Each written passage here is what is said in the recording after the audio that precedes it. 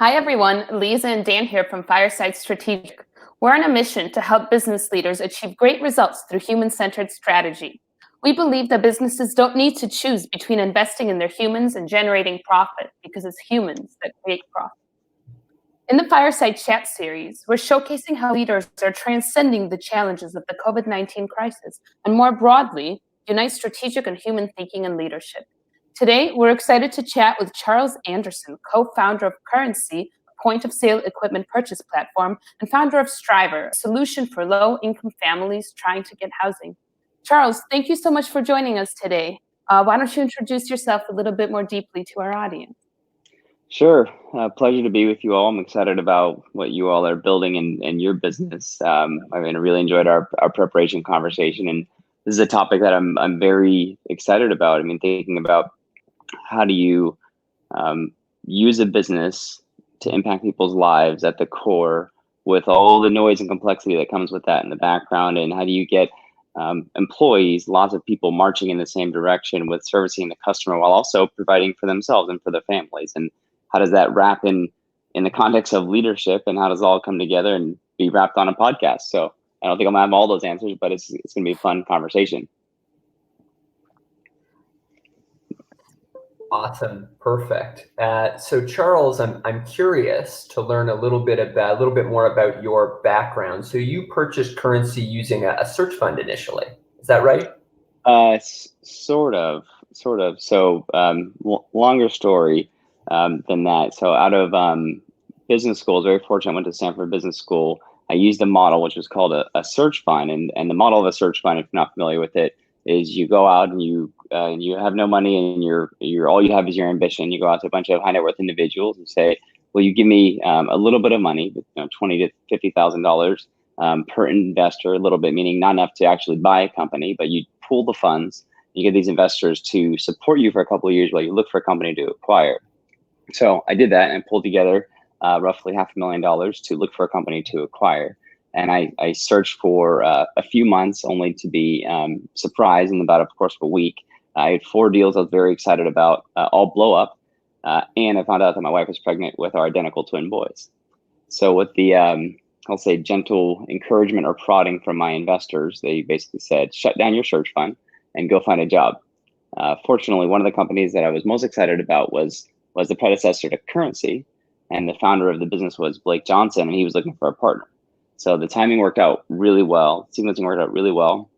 I wanted to get back to Southern California to be close to family. So rather than acquire Currency, Blake actually helped me unwind my search fund, come on as a partner with him, and effectively co-found what was called version 1 or version 2 of the business. So I kind of used the search fund to get into Currency, but I didn't officially acquire the business. No.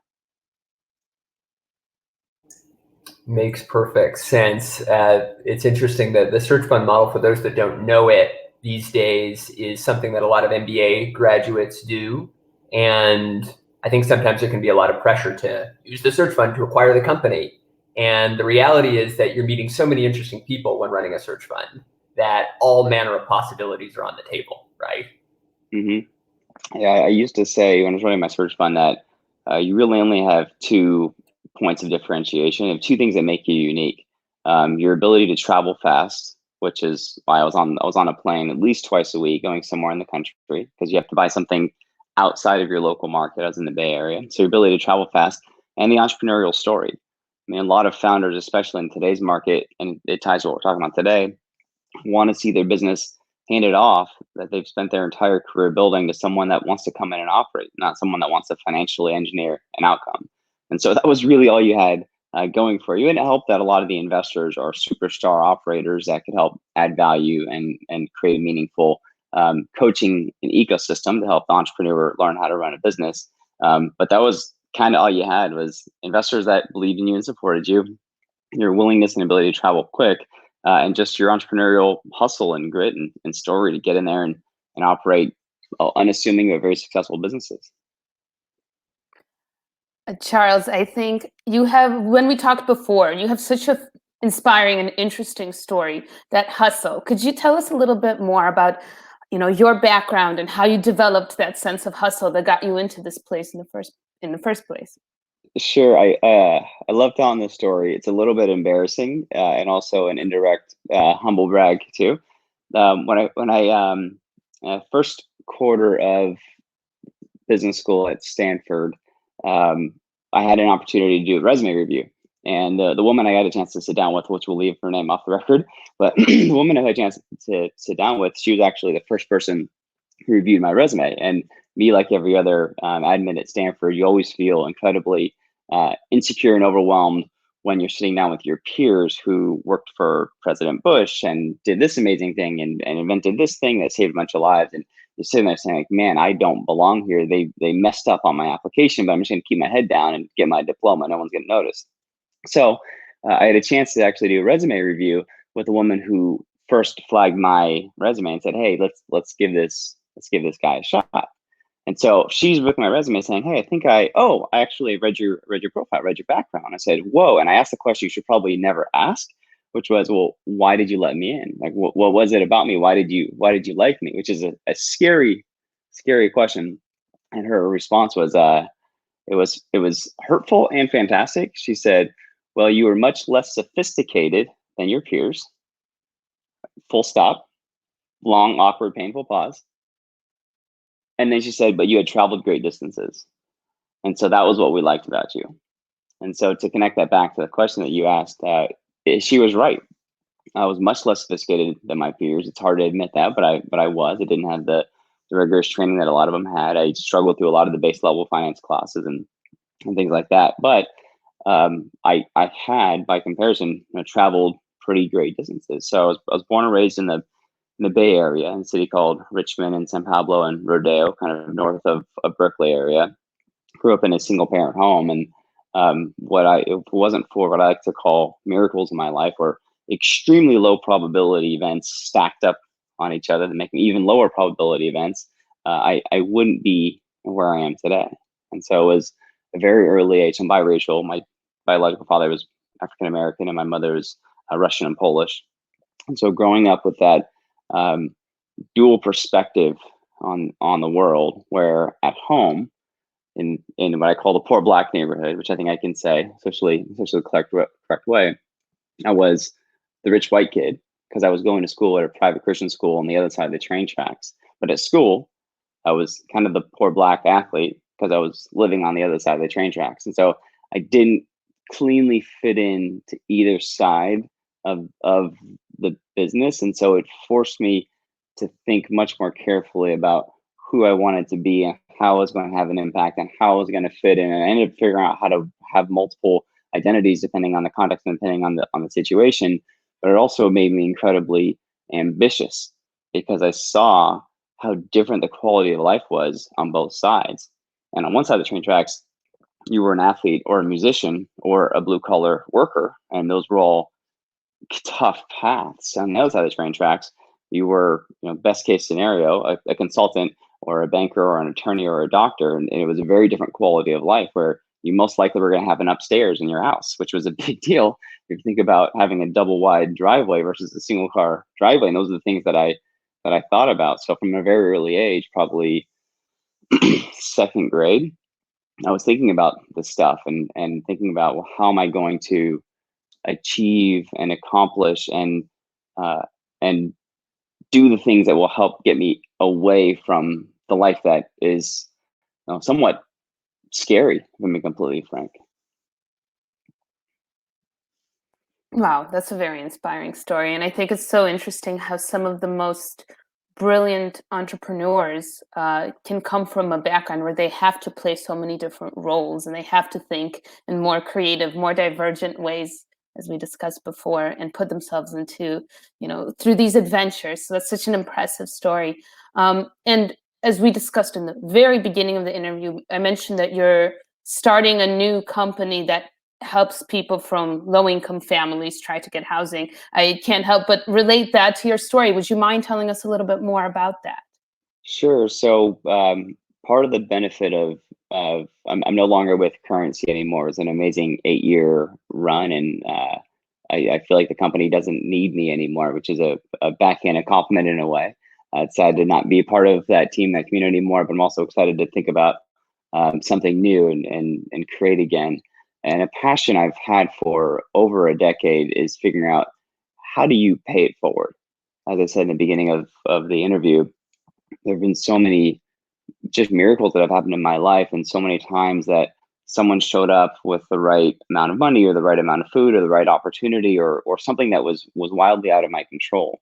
And so I often ask myself, what would I do with all of my time if money was no issue, and how would I think about investing my gifts that I've been given to pay it forward?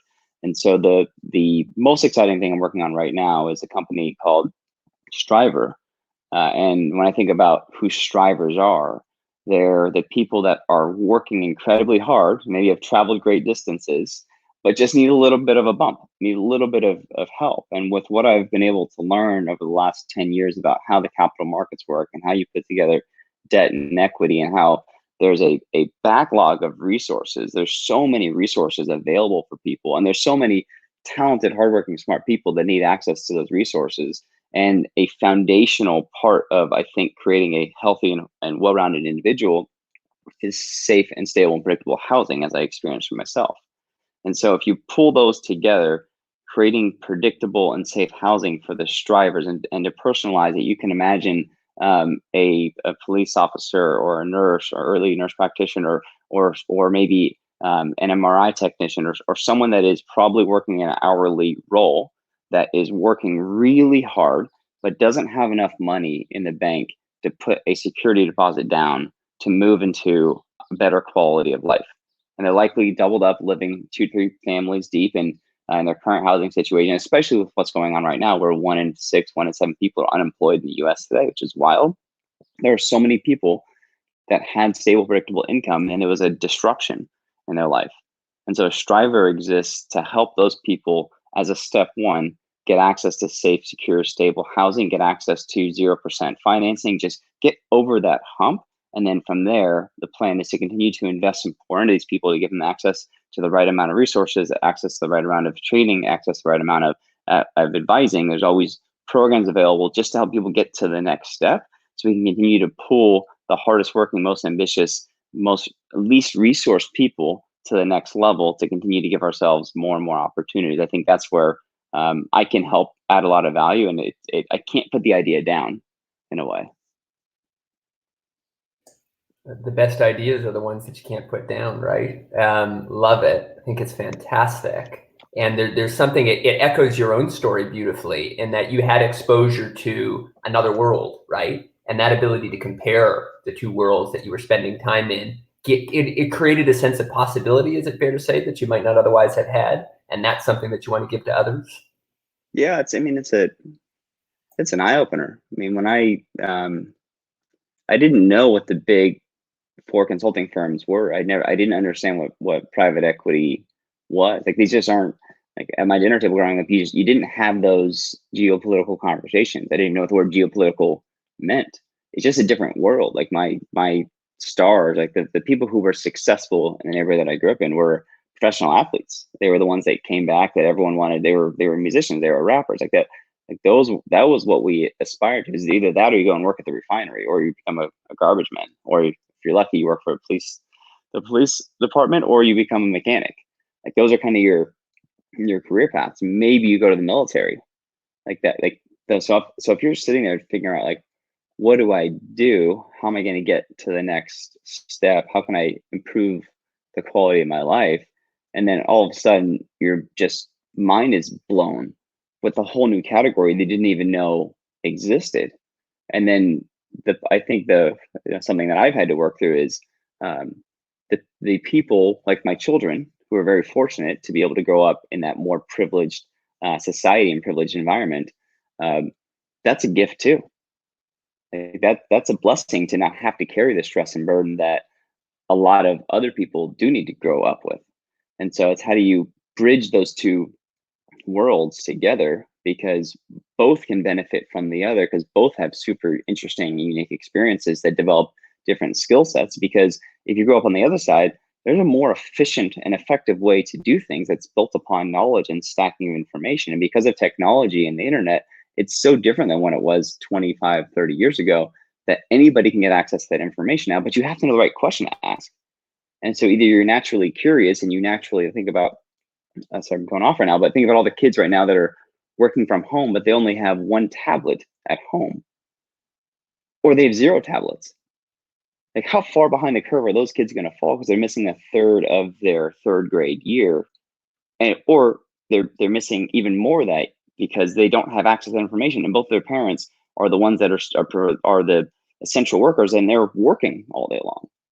And so that's a long answer to your question of, yeah, a huge part of this was just the eye opener that there's a more effective way to have a bigger impact with the energy and effort that you have. All you have is return on your effort at some level. And I didn't even know that existed because it wasn't modeled for me growing up. And then once I realized that, it was just a mind blower for me. So when I've gone back to speak at Stanford, question that always comes up, especially when you're speaking to potential admits or new admits, is was it worth it? If you could do it all over again, like, was spending the money and doing the time and doing those sort of things, was it worth it? And I was fortunate that another miracle, I was actually my entire MBA was paid for, was paid off, so I was able to go back to Stanford with no debt because of a very generous donor who's now a close personal friend of mine. But even if I did have to pay for it, it was absolutely worth it because it made the path less risky. Because your eyes are opened up to the shortcuts that are available if you see the problem 25 different ways and 25 different angles, and you realize that it's very similar every single time. And that's just pattern recognition that you don't get to observe if you're not exposed to that level of information. Wow. I don't know if I answered your question, but that's getting passionate this morning. You did, yeah. Lisa, did you want to jump in? I just think it's so it's incredible how with this new venture you're reacting in part to your own story, but you're also seeing this massive need out there around you, and the fact that you're taking all these tools that you've learned building businesses, running businesses, selling businesses for this mission. It's really beautiful. I'm just really impressed that you're able to connect and bring your skill set to such a strong unmet need. Yeah. Thank you. It's I can't not do it in a lot of ways.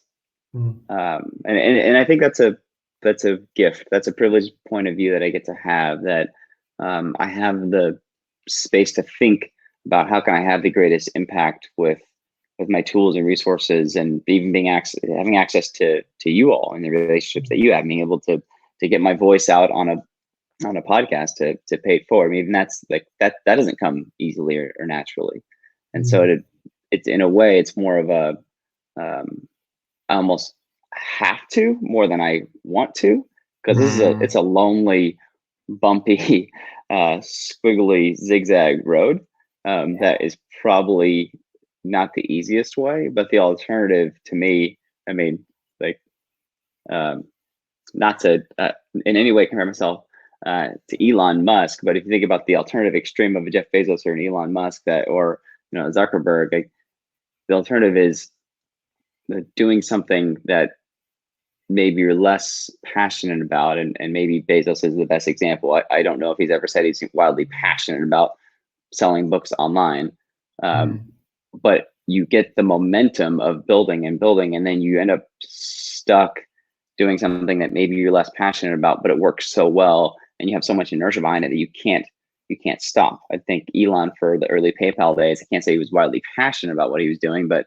it was working and he just got the momentum and he couldn't stop. And I don't know Mark Zuckerberg, but I wonder if he's still wildly passionate about what he's doing. I'm sure he was at some point, but if I have the privilege to be able to start from a business that I think is intrinsically incredibly satisfying and helpful and meaningful, I'd rather build on that momentum and be stuck in that than be stuck making widgets that are very profitable and successful, but maybe less fulfilling for me and for those around me. Well, one of the most obvious kind of privileges is money. We see it, and for those that haven't had the opportunity to accumulate a great deal of it, it can seem extremely attractive, right? It's a very obvious form of privilege, but then there's less obvious forms of privilege. And just like you said earlier, if you're not exposed to possibility, to opportunity, it's very hard to understand which of them you want the most, right? And I think, the distinction between a job, a vocation, and a mission, there are big, big distinctions there. And if you've unfortunately never had the chance to feel a mission, to be inspired by a mission, it can seem really corny to speak that way. And yet if you feel the fuel of something, just a cause that lights you up, it is very powerful.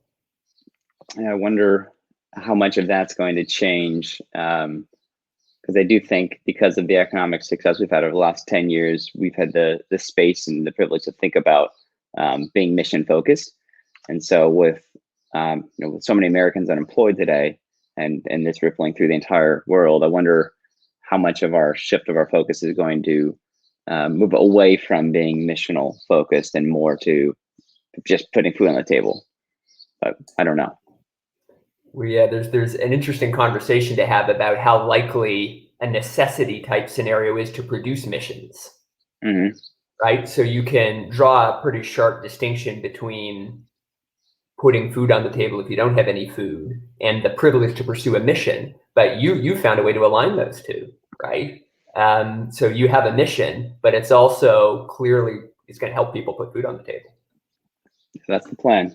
Early days, but that's the plan. Yes. Wanted to bring up one other subject. We're starting to come to the end of our time together, Charles, and this has just been such a wonderful conversation. But wanted to bring up one other subject.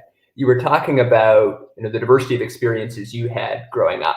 One of the big things that we do at Fireside Strategic is we help companies integrate strategy and humanity.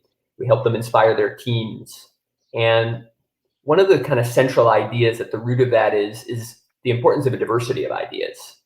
And so many different types of diversity, but one of the ones that we don't talk about very often is the importance of building a team with people that not just have different skill sets, but bring a very diverse range of thinking to the table. Have you thought about that much? Has that been something that's come up for you in sort of your thinking and leadership journey? I have, and I think it's maybe I'll reframe it to the question of consensus or not. And I think it's really interesting to think about diversity from the perspective of consensus, especially if you think about what type of company that you're building. And I heard this from a call I was on this week. I've never heard businesses frame this cleanly, but I like this framework, which is you have to think about the type of company you're building. Is it a product company like an Apple? Is it a sales and marketing company like maybe an insurance broker? Is it an engineering company, which probably you could call Google an engineering company, or is it a financial services company, maybe like a Goldman Sachs, for example?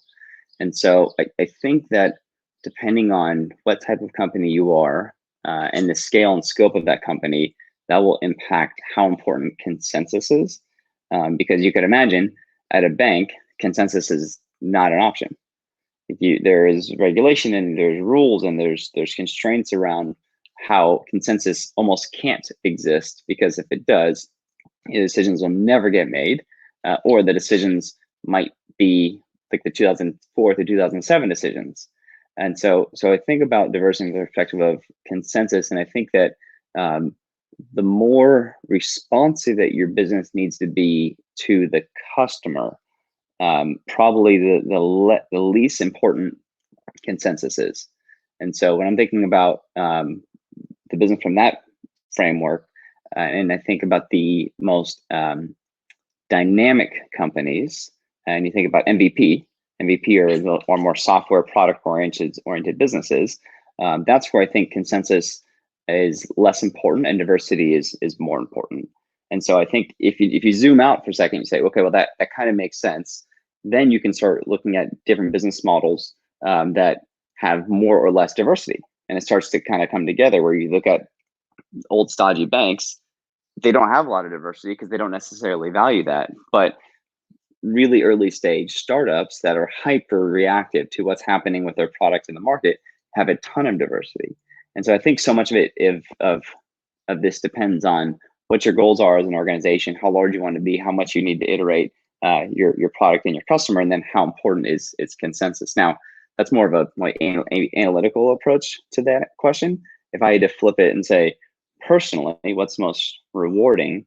I want to grow. I want to grow personally, professionally, emotionally, mentally. I want to continue to grow, and I know I will grow more if I have people who disagree with me around me, and I'm more likely to have people who disagree with me around me if I'm thinking about diversity from the broadest perspective. And so I very selfishly get more joy, more frustration, but more joy out of working with people who are not like me, because it forces me to think differently. Like, this is why my wife is nothing like me at all. We have very similar interests and very things that we enjoy, but I grow so much because she is not like me, which is a good thing.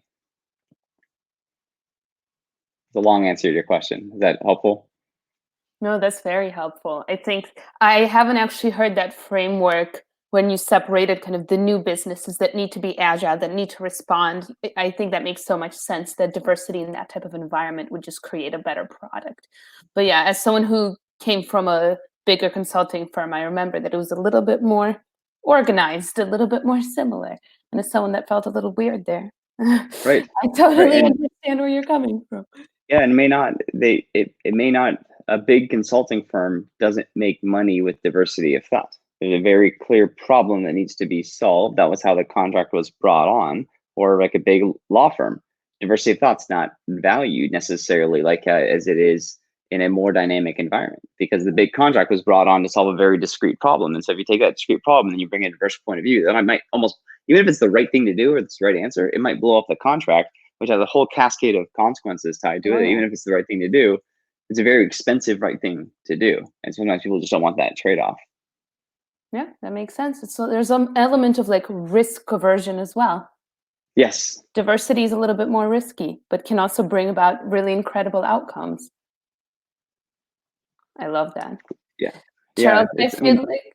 I feel like we could keep talking for about 20 more hours. I'm sure. I don't know if our audience will stay on board for that, but we do unfortunately have to start wrapping up. We do have one question that we've been asking all of our interviewees. Look, we talked about lots of like deep, fascinating topics, but to lighten things a little bit, we're curious, coronavirus has led to some different ways in which we spend our time. And we're curious, what do you do for fun these days? Outside of all of this beautiful work, all of this beautiful mission-oriented startup, what are you doing for fun? My highlight so far, from being locked at home with 2 7-year-olds and a 6-year-old and my wife, my highlight so far has been, we built during spring break, we built a big fort that took up the entire living room, and we had blankets and like golf clubs, and it was one of the, we had a trap door that led to a tent, and it probably took us 4 hours to build, but I haven't built a fort in a long time. So probably building the fort that we left up way too long, that started to smell kind of funny, but that was a good experience. That sounds amazing. I love it when, on one hand, like things were so serious and we talked about your past, but you're also so playful and you know how to have fun. And I love how your kids, speaking of diversity of thought, really bring out that playful side. So that fort sounds amazing. Maybe I'll go build a fort now. I'd recommend it. It's been a long time. Well, Charles, thank you again so much for your time, for your story, for your inspiration. You're so thoughtful, and I love the way that you analyze these different questions. And I really want to have that 20-hour conversation with you sometime in the near future. So fun. Congratulations on building your business. I'm a big fan. Keep going. Thank Beautiful. you. Such a pleasure, Charles. Thank you so much.